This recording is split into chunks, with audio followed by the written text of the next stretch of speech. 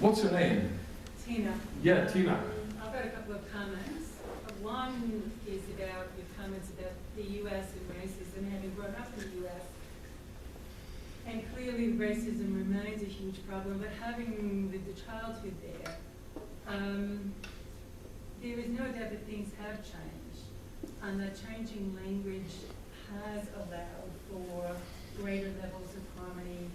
Yes, black people are killed, but in comparison to when I was growing up, and the outright discrimination and outright hostility of people moving out of neighborhoods thinking they could be rude to people on the street, of the denigration of, interracial couples that you don't see on a regular basis. I was back not that long ago, and in a place like Cincinnati, where everywhere there are interracial couples, nobody comments, nobody says anything, nobody makes those sort of negative comments that you heard all the time when I was growing up. And as I said, I'm not trying to justify the ongoing racism in the States, but there is a difference, and you can feel the difference in the society. So I'm not sure I agree with your hypothesis that allowing people to continue to verbalize racist ideology, it would be a help. I think actually forcing people to quiet. And also as a woman, can I just finish and then I'll let you know? As a woman also, and as a feminist, have a problem. I mean, on that video, I didn't hear the Hitler comment, and I would have been quite upset about that. The constant reference to women is cows, just in the way people use a huge range of words to denigrate women and to justify violence against women. So I have a question about your whole definition of peace. That when you talk about a world, violence against women is a huge part of what we're looking at, and it may not. Of course, it is in the context of war as well, but it happens in ordinary, everyday society. And looking at the statistics for Australia or any country around the world, they are awful. And so women are not living in a situation of peace, and yet we continue to tolerate. And the use of the word political correctness was a way of silencing women from talking about the issues that were important to them. That phrase in and of itself can be a very silencing, denigrating phrase. When the you phrase say to people that you're insisting on political correctness, you can actually be denigrating somebody and trying to silence them and silence the sort of issues, silence them from talking about the kind of issues that are really important to them. Right. With regard to American improvement, so you see, firstly, from what I hear, you see an improvement in society. This is on the one hand, and on the other hand, you do believe that the improvement is due to the PC revolution. I didn't say there's an exact, but certainly the vocabulary and the discussion that we hear is less racially intolerant than it was when I was growing up. Right. The question that I would ask is whether, if we analyze in depth, not just what happens on the surface, although what happens on the surface is extremely bad anyway, but I take your point that 50 years ago it was much worse with Ku Klux Klan, etc. I mean, we see a lot going on today, but maybe not as bad. I grew up in New York City. There was no Ku Klux Klan in New York City, right. But it was still not a safe or useful place for a black person right. all the time. Yeah. And I grew up in the era of forced integration in schools, which I think was a good thing. But so I'm not talking about the Ku Klux Klan.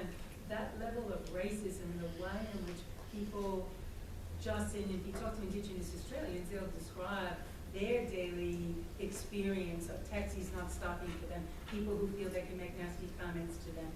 That has changed. It hasn't gone away totally in the US. I'm not saying that at all. But it has changed. It has lessened. Right. Thank you. With regard to the video, I showed this video because only for one reason, and it is actually in accordance with what you say. I found disturbing the fact that what was censored was the F word, as opposed to what was censored. For example, you might say you should not show a person calling the women cows.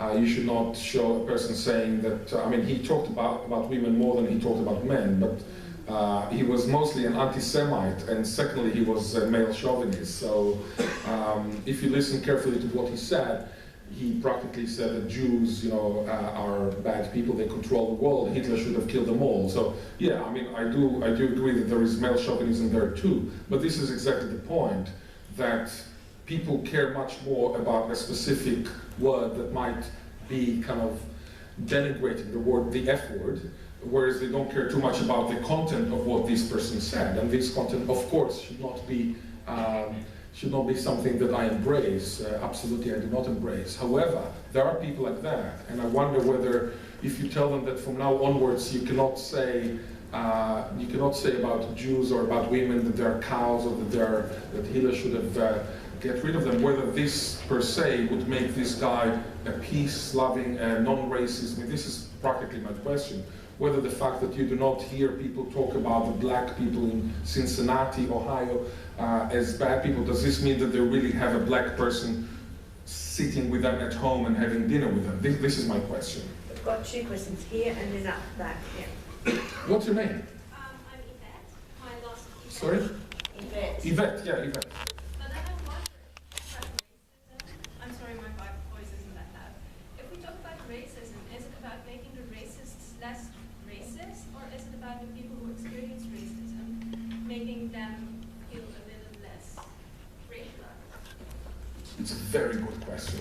I think that, Yvette, you're touching upon a very, very good point. Could you repeat the question? The question that Yvette asked is whether our fight against racism should focus on the racist and making the racist less racist, or rather should focus on the target of racism.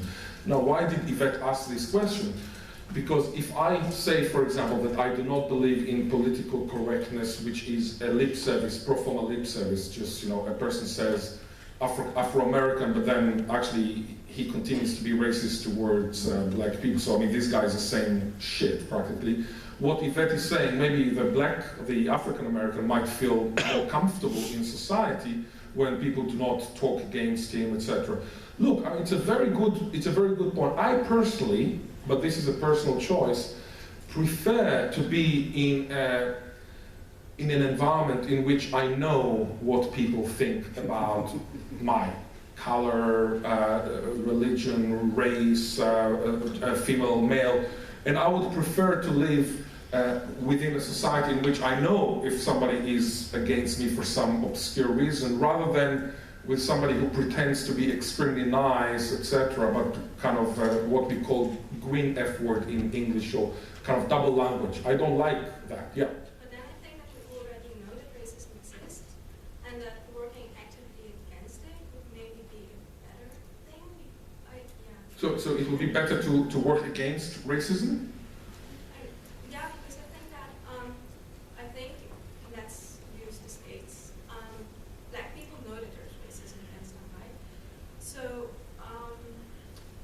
I think that it's... But they cannot tell who is racist here.